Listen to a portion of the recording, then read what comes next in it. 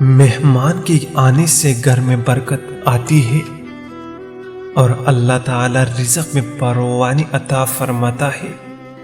مہمان کی عزت و مدارت کا اللہ تعالی نے حکم دیا ہے۔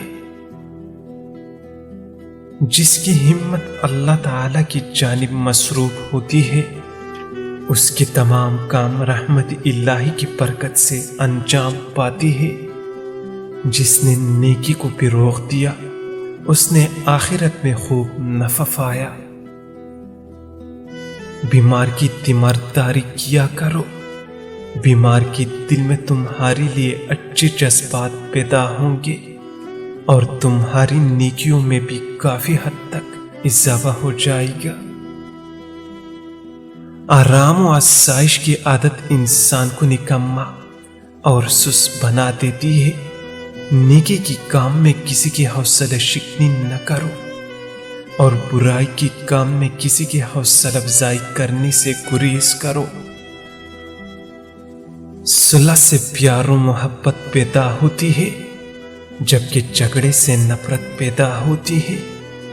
برے آدمی کی تعریف کرنا گویا اس کی حوصلہ افزائی کرنا ہے۔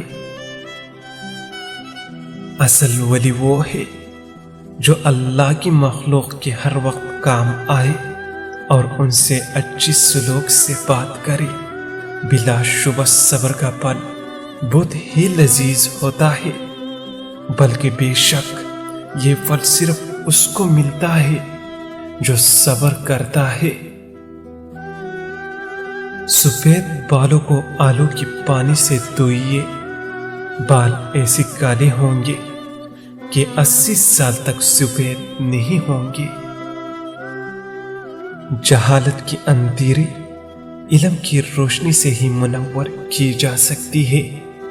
قبر کو روشن کرنا چاہتی ہو تو جہاں تک ممکن ہو علم کو پھیلاؤ اور ہر جگہ علم کی روشنی کو لے جاؤ۔